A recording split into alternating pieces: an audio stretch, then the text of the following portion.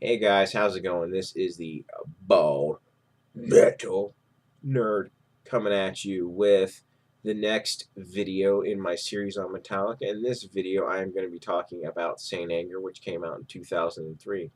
Now, Saint Anger is a very unique album for both Metallica and maybe metal in general. Is it good? Spoiler alert, no.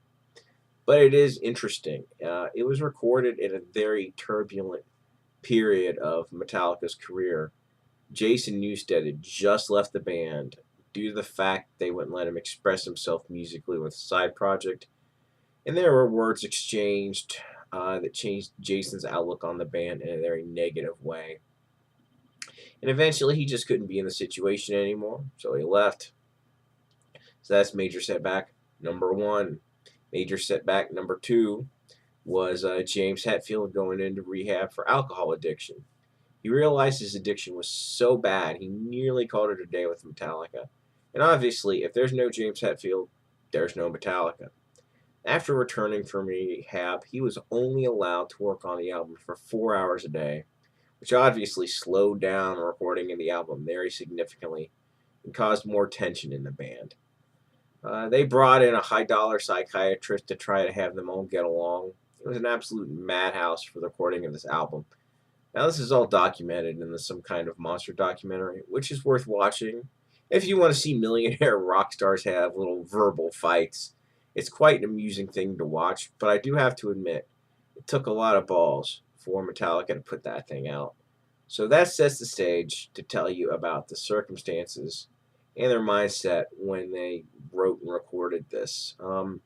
As for the press pre-release hype, there were some, things on the internet before it came out said things like, "It's so heavy and awesome," and la la la la la.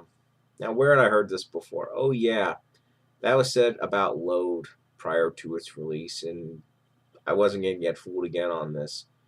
Back before this thing came out, I thought to myself, I'm not gonna buy this thing. I'm gonna download it and see if it's worth buying or not.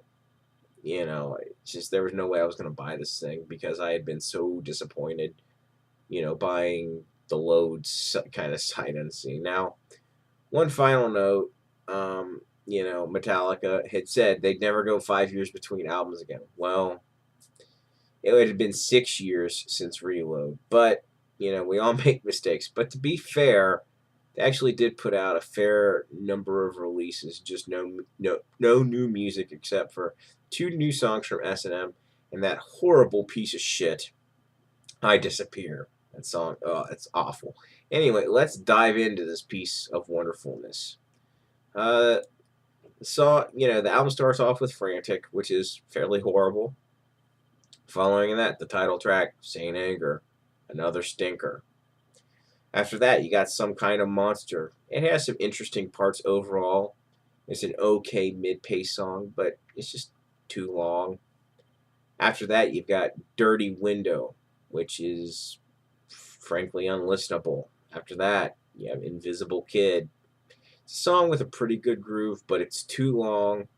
The song breaks down completely at the 5 minute mark. It does redeem itself after 45 seconds, but there's a lot of moments like that on this album. After that, My World is fucking awful.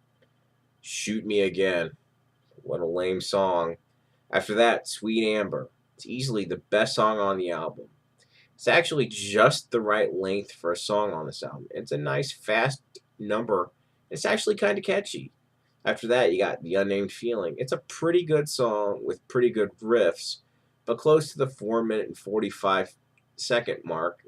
James does some lyrics that sound pretty bad, but the song redeems itself right around the 5 minute and 30 mark. After that, you got Purify. Crap. After that, All Within My Hands. It's a song that's a bit boring, but not overly horrible. A, like a good chunk of the songs on this album. Um, Now, to talk about a little about the sound of this album, it's the only album where Bob Rock filled in for bass guitar duties.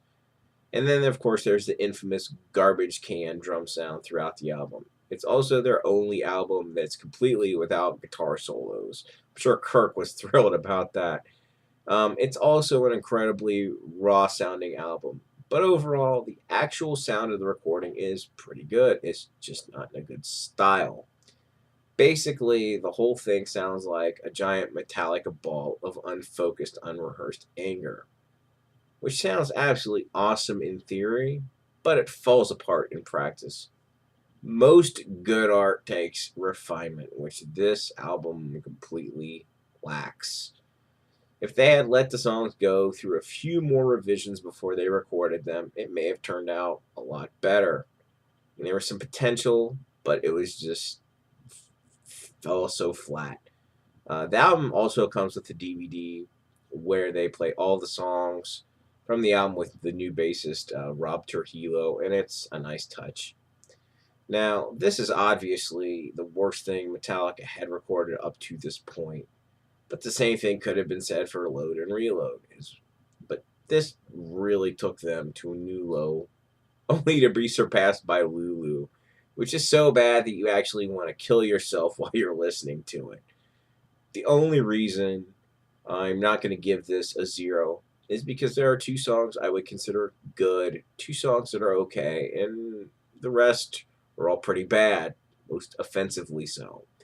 So I'd give this album maybe a 15 out of 100.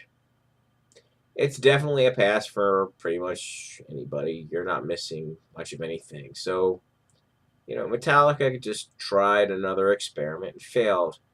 Um, One thing I will say for the band, they aren't afraid to take risks and change their sound, which, if they did it well, because like I said, there's always potential. It's just their execution doesn't seem to be great for some reason.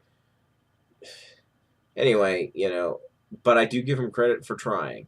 Now, on their next album, which I'll be talking about next, Death Magnetic, did they do more crazy experiments? Or, did they do something a little more solid? But you've probably already know the answer to that. So anyway, that's going to wrap this whole thing up. I hope you guys enjoyed watching. If you did like what you see, please, share, thumbs up, comment, subscribe, all that fun stuff. Thanks for watching. I'll catch you guys next time.